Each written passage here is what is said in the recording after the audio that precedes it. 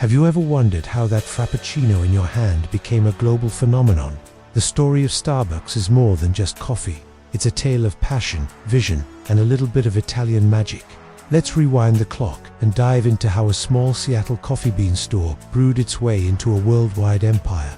Our story begins in 1971, not with lattes and comfy chairs, but with three friends, Jerry Baldwin, Zev Siegel, and Gordon Boker. They weren't coffee-making gurus. They were just three guys who loved high-quality, dark-roasted coffee beans. They opened the first Starbucks at Pike Place Market in Seattle, named after a character from Moby Dick. Their mission was simple: to sell the best whole bean coffee and roasting equipment. They didn't even sell brewed coffee by the cup. They were purists, focused on educating customers about the origin and flavor of their beans. The original Starbucks was a sensory experience. The smell of freshly roasted beans was its main attraction.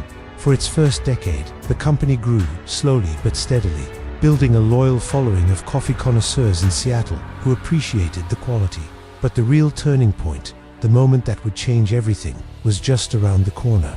In 1981, a man named Howard Schultz walked into the picture. He was working for a kitchen equipment company and noticed that this small Seattle business was ordering an unusual number of drip coffee makers. Intrigued, he flew to Seattle to see it for himself. The moment he stepped into the Pike Place store, he was captivated. The aroma, the passion of the staff, the knowledge they shared, it was a revelation. He knew he had to be a part of it. After a year of persistence, the founders finally hired him as the Director of Retail Operations and Marketing in 1982. This is where the story takes a dramatic turn. A year later, in 1983, Schultz took a business trip to Milan, Italy. What he saw there completely blew his mind. All over the city, there were these incredible espresso bars. They weren't just places to get a quick coffee. They were community hubs, places where people met, chatted, and enjoyed the romance of coffee. He saw baristas who knew their customers by name, serving up expertly crafted espressos and cappuccinos. It was an experience, a third place between home and work. Schultz had an epiphany.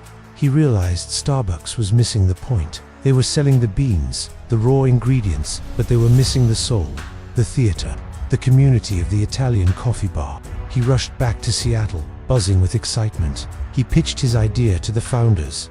Let us bring the Italian espresso bar experience to America. But the founders were hesitant. They were purists. Remember, they believed their business was about selling beans for home brewing, not becoming a beverage bar or a restaurant. They thought it would tarnish their brand's core identity. They let Schultz test his idea in one of their new downtown stores, and it was an instant success. The line was out the door. People loved the atmosphere, the expertly made lattes, the sense of community. But even with this success, the founders couldn't be swayed. They didn't want to go in that direction. Feeling frustrated but more determined than ever, Howard Schultz made a bold move. In 1985, he left Starbucks to start his own coffee bar chain, which he named Il Giornale, meaning the daily in Italian. He recreated the Italian experience he had fallen in love with, complete with a menu of lattes and cappuccinos, opera music playing in the background, and skilled baristas. His new venture was a hit, proving his vision was right. He had successfully brought a piece of Milan to Seattle. Then, in 1987, came the opportunity of a lifetime. The original Starbucks founders decided they wanted to sell their company. They wanted to focus on their other ventures, including Peet's Coffee. Schultz saw his chance. With the help of investors, he raised the $3.8 million needed to purchase Starbucks, the name, the roasting plant, and all 6 of its stores. He then merged his Il Giornale coffee bars with the Starbucks brand. This was the birth of the Starbucks we know today. Howard Schultz was finally in the driver's seat, ready to steer the company toward his grand vision. With Schultz as CEO, the transformation was swift and dramatic. The focus shifted from just selling beans to creating that third-place experience. Stores were redesigned to be comfortable and inviting, with cozy seating, good music, and free Wi-Fi later on. The menu expanded far beyond simple coffee, introducing signature drinks like the Frappuccino in 1995, which became a cultural icon in its own right. The company went public in 1992, fueling an almost unbelievable expansion. From just 17 stores when Schultz took over, Starbucks exploded across the United States and then the world.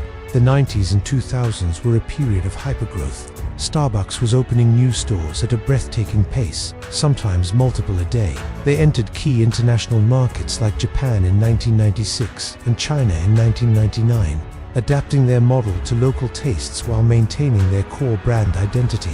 They mastered the art of consistency. You could walk into a Starbucks in Tokyo or London and get the same quality latte you'd find in Seattle.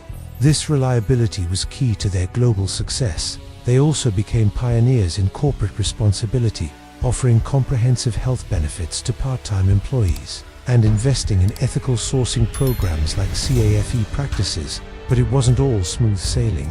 By the mid-2000s, some critics argued that Starbucks had lost its soul. The rapid expansion had led to a feeling of oversaturation and commoditization. The unique coffeehouse feel was being replaced by a fast food efficiency. In 2008, facing a global financial crisis and declining sales, Howard Schultz returned as CEO after an 8-year hiatus. He was on a mission to bring back the passion and reconnect with the company's core values.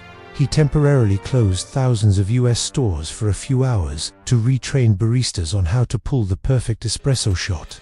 He re-emphasized coffee quality and the customer experience, steering the company back on course.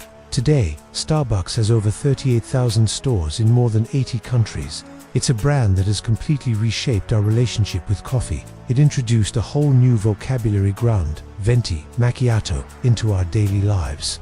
It turned a simple morning ritual into an affordable luxury, a personal treat, and a social experience. From a single shop in Seattle selling beans, to a global giant serving millions every day, the Starbucks story is a powerful lesson in vision, adaptation, and the courage to bet on an idea that others can't see. It all started with a simple trip to Italy and one man's belief in the magic of a great cup of coffee. So next time you're sipping on your favorite Starbucks drink, take a moment to appreciate the incredible journey in your cup. Thanks for watching, and if you enjoyed this story, don't forget to like, share, and subscribe for more deep dives into the brands that shape our world. See you in the next one.